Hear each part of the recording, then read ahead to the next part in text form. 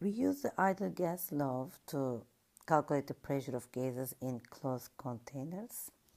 It is equal to P times V is equal to nRT, where P is the pressure, V is the volume, N is the mole number, which is related with the amount of gas, R is a constant, and T is the temperature. This relation is called as ideal gas law. Boyle-Mariotte law. Let's write the ideal gas law. Pressure times volume is equal to mole number, constant, and temperature. As these are the closed containers, then the mole number, amount of gas is constant. This is again constant. If you keep the temperature also constant, then this multiplication should be a constant. So there is an inverse proportion with the pressure and volume. If you increase the volume, the pressure will decrease. If you decrease the volume, then the pressure will increase.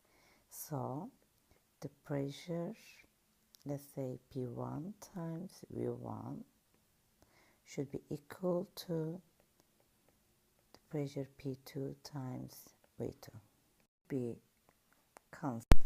The second relation between the volume and the temperature, we call it as Charles' law. Again, write the ideal gas law. Again, we have a closed container, so mole number is constant, R is constant.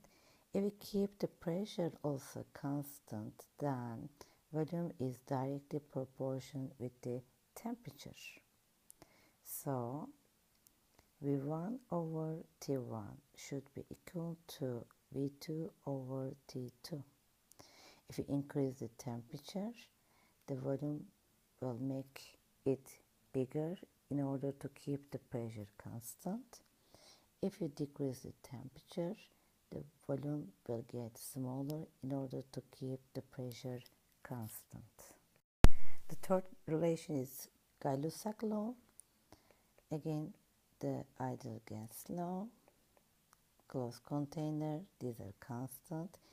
If you keep also the volume of the container constant, then you see that the pressure is directly proportional to the temperature of the gas.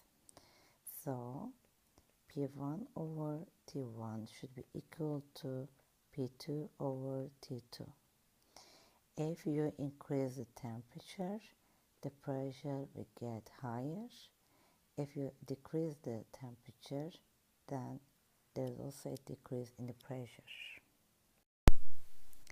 We have a question here. The given system is in equilibrium with the force F, as in the figure. The liquid pressure at the point X is P, which is equal to the density times the depth 2H times G.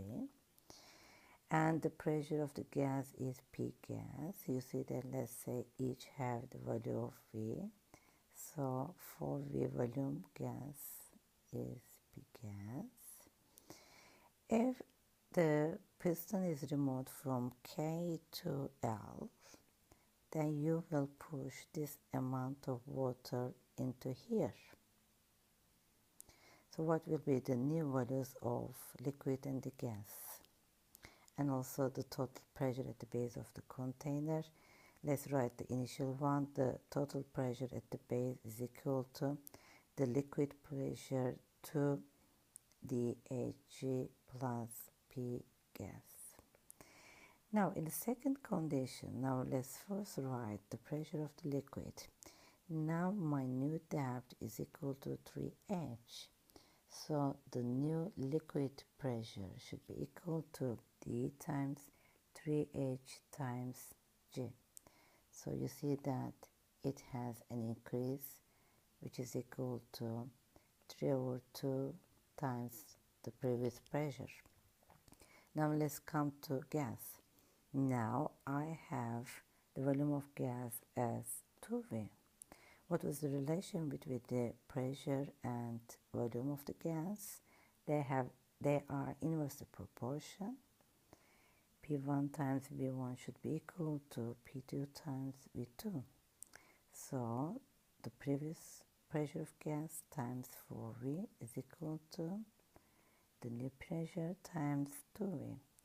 So the new pressure of the gas will be equal to 2P gas. So you see that there is an increase in the pressure of the gas.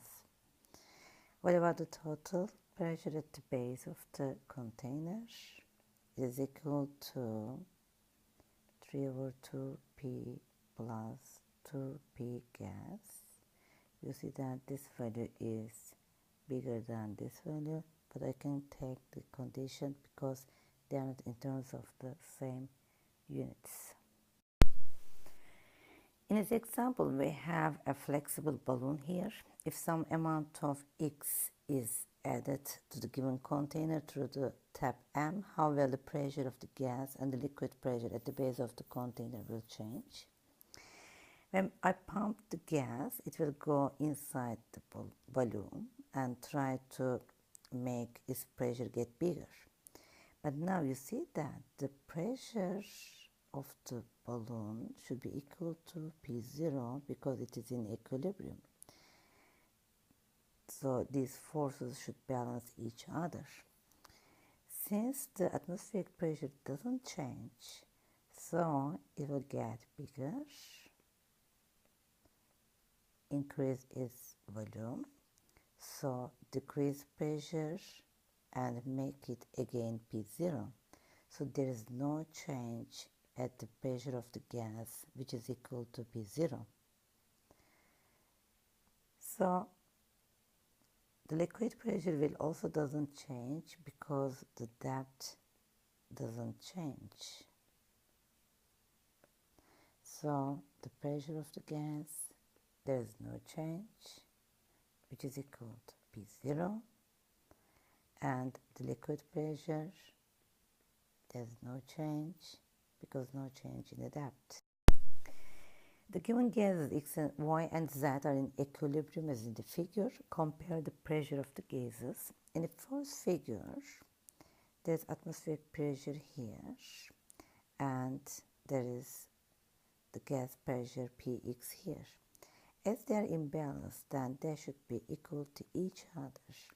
So here the liquid is as a piston. So Px is equal to P0.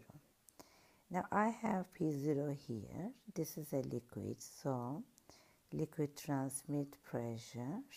So P0 is transmitted here.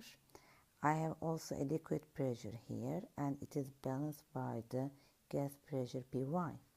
So Py is equal to P0 plus the pressure of the liquid. Here I have P0 here. This is the pressure of the gas. It is transmitted by the liquid, and I have a liquid pressure, so they are in balance. So Pz plus the pressure of the liquid is equal to P0. So Pz is equal to P0 minus dHg. So you see that Py is bigger than Px and it is bigger than Pz. The effects of pressure and impurity on freezing and melting points are: pressure is the force exerting on the surface perpendicularly, thus it helps to keep particles together. If the volume of the matter increases after melting, then the pressure increases the melting point. Okay, this part is important. If the pressure increases, then the melting point increases. For the objects, that the volume of the matter increases after melting. It's not true for water. On the contrary, if the volume of the substance decreases after melting, like ice, then the pressure decreases the melting point of the matter. So for ice, if the pressure increases, then the melting point decreases. we have also two other substances like this, bismuth and amalgam. For the other substances, pressure increases the melting point. For example, when you walk on a snowy road, you observe that the snow under your feet melts later than around because you exert pressure on it with your feet. Ice melts at 0 can be melted at -3 degrees centigrade with the applied pressure on it. An impurity like pressure affects the latency of fusion. For instance, salty water freezes under 0, so the adding salt decreases the melting point. The effects of pressure and boiling point. Boiling occurs only when the vapor pressure of liquid and the pressure of outside equals to each other. So if the pressure of the outside increases, then the boiling point of the liquid also increases. On the contrary, if the pressure of the outside decreases, then the boiling point of the liquid decreases. So pressure is directly proportional to the boiling point. If there is a decrease, the boiling point decreases. If the pressure increases, then the boiling point increases. Of course, we compare here the atmospheric pressure. For example, at the sea level, the atmospheric pressure is approximately 100,000 Pascal. The water boils at 100 degrees centigrade, but at the top of a mountain, the atmospheric pressure is less than 100,000 Pascal.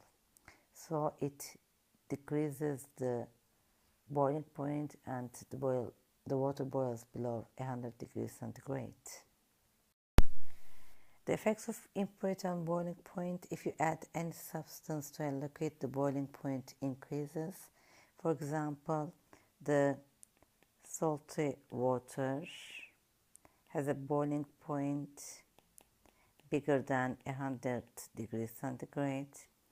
For this reason, we add salt to water when making a